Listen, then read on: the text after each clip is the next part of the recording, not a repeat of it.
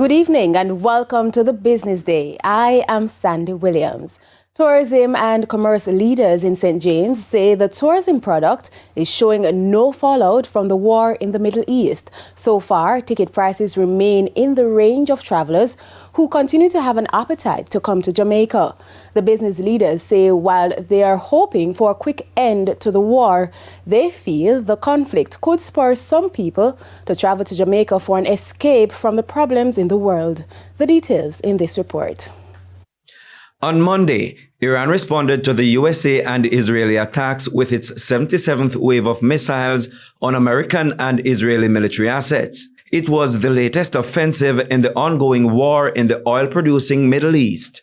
Markets in the West, including here in Jamaica, have been reacting with major increases in some goods, particularly fuel. It's crisis after crisis after crisis. Right now we have TSA agents that are off the job creating long lines at the airports. We have high gas prices, which eventually ends up in ticket prices. And of course, we have natural disasters and we have wars. But luckily for Jamaica's very fragile tourism sector, things remain positive so far. People have to find a way to vent. People have to find a way to travel. And the Europeans have always chosen Jamaica. North Americans have always chosen the Caribbean on a whole. So I think we're going to be quite resilient. I think we're going to be the most resilient right now. The Caribbean on a whole going to be much more resilient than most places. Vacation is one of the first things that people would normally cancel if things get hard on them. So it is something we're watching. Fortunately, Jamaica is still showing good numbers. I'm not seeing an astronomical increase in airfare prices as yet. You have the issue of the TSA where airport lines are long. So all of these issues can affect tourism. But so far, so good. We're still showing very positive numbers.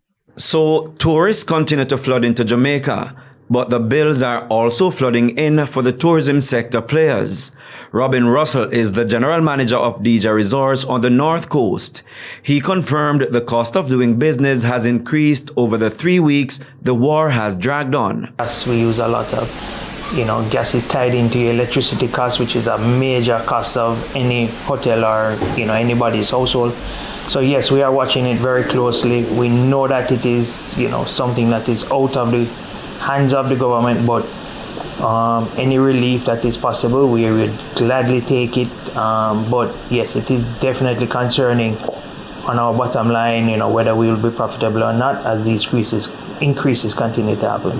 Oil prices decreased on the world market late Monday after U.S. President Donald Trump indicated the U.S. and Iran held talks over the weekend, a claim the Iranians have denied.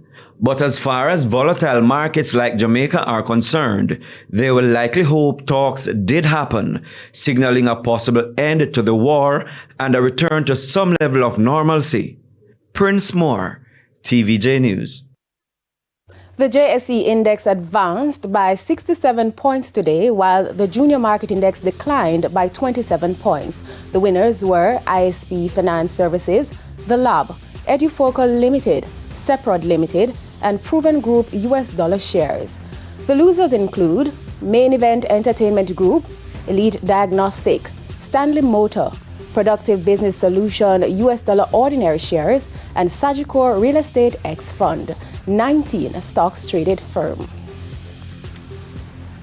Foreign exchange trading ended with banks and cambios selling the US dollar for an average $158.87. The Canadian dollar is being sold for $116.69. The pound is going for $212.60, while the euro is selling for an average $186.51. And that's the Business Day. I am Sandy Williams. Good evening.